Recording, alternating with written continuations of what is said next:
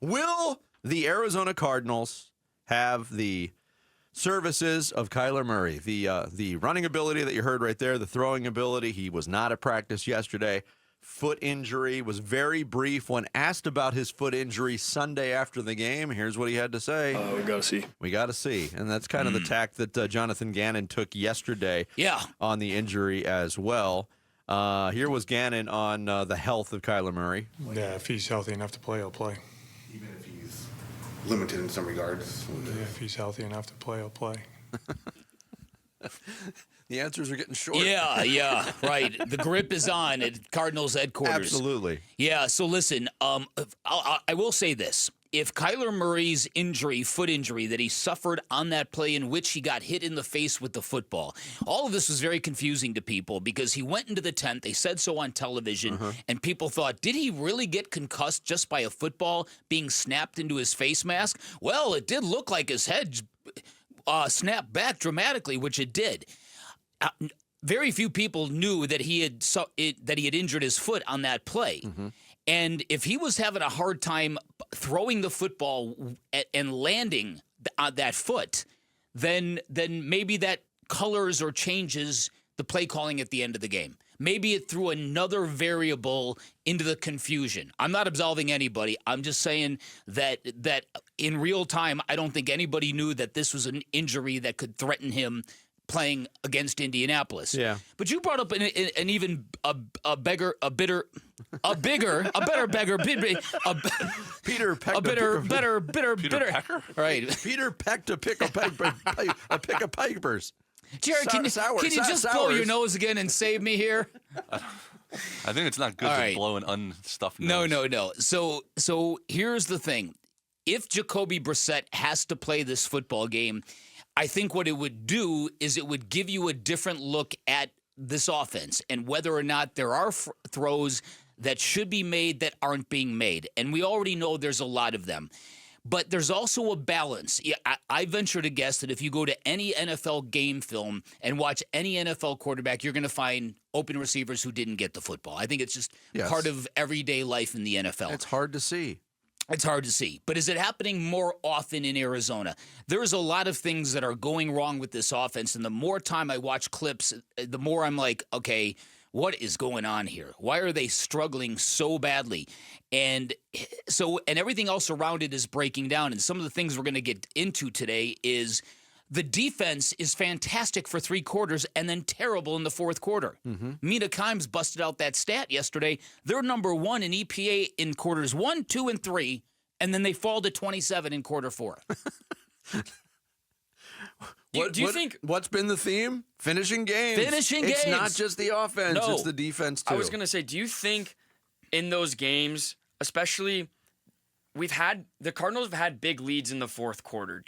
That certainly has to account for the defensive lapse in the fourth quarter. No, where they take their foot off the gas, the play calls become maybe a little more conservative. Well, yes, but it doesn't make it acceptable. No, I agree. I mean, because you just said the phrase "foot off the gas." That's a choice. Yes, whether it's conscious or unconscious, it's a choice. And we've seen them get passive defensively. We've seen them get passive offensively. It's fourth quarter is not comfortable territory for this team. Now, they have had a couple of fourth quarter offensive comebacks that have fallen short, but they have yet to play anything resembling a complete game. In terms of Jacoby Brissett, here's Marvin Harrison Jr. talking yesterday with the media about his trust in Brissett as a backup quarterback. I have full trust in Jacoby.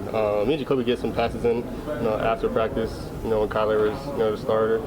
And I think just developing that kind of relationship after practice, he doesn't get much throws in practice a little bit, so he kind of wants to get his arm loose out there. So I've been throwing with him a little bit. So now I have full trust in Jacoby. I think the biggest thing, he's been such a good leader and mentor for me since he's got here. So I'm excited to see if he gets the opportunity. And here was the head coach, Jonathan Gannon, on Brissett, the trusted veteran backup. Well, he's a true pro. I know that term gets thrown around, but when you're in his seat, you know all our guys, but the quarterback position is the hardest position in sports, and to know that you're one play away from your role change, and you really do got to be on the details like you're the starter. and he has a smile on his face. He loves to practice. He loves to prepare. He loves to play.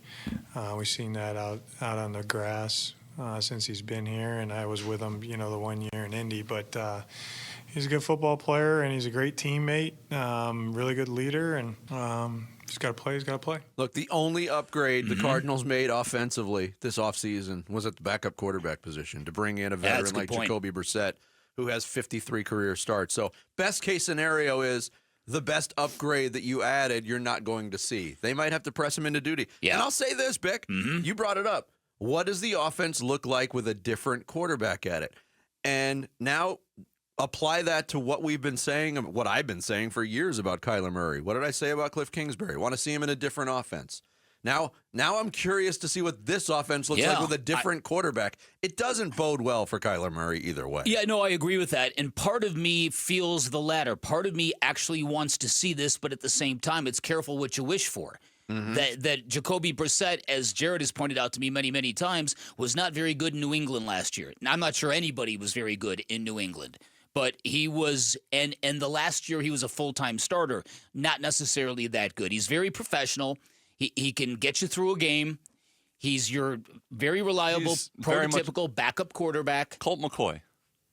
He's Colt McCoy in the sense that he's good enough to always be a backup quarterback for a lot of years. Yeah. Yeah. And he's good enough to win you. If you need him to win you one game, he could win you one game. And look, the Cardinals need that. They need to win one football game to maybe save their season. They do. So this is kind of this is interesting to me on a lot of levels, because the one thing that we thought we knew about Kyler Murray was that he started fast and ended slow. And this year, those tables have been flipped. So what does that mean? I don't know. But you look at this offense, and there's a lot of red flags. The 11% of Kyler Murray passes being checkdowns, that's a career high for him. So he is now being much more risk averse, and then that raises the question, well, is that really him, or is he being told this is the way you're playing now? And it's probably the latter. Or also the plays that are called. He also doesn't, his receiving core is probably the weakest it's been. I mean, that's not. That's a perception. That's though. a perception. I don't know if that receiving core has been put to the test on that front. It's true. Now, give him a shot. Yeah, listen, and that's where I'm at, because when you do spend a lot of time watching and reviewing some of this stuff, you do see a lot of guys open. You do see plays where why didn't you throw the ball to Zay Jones there? Why don't you throw into Michael Wilson here? Look at Marvin Harrison Jr. You just smoked that fool, and they're not getting the ball. Thanks for watching Bickley and Marotta. Click to see the latest Bickley Blast and hit the button in the middle to subscribe to Arizona Sports.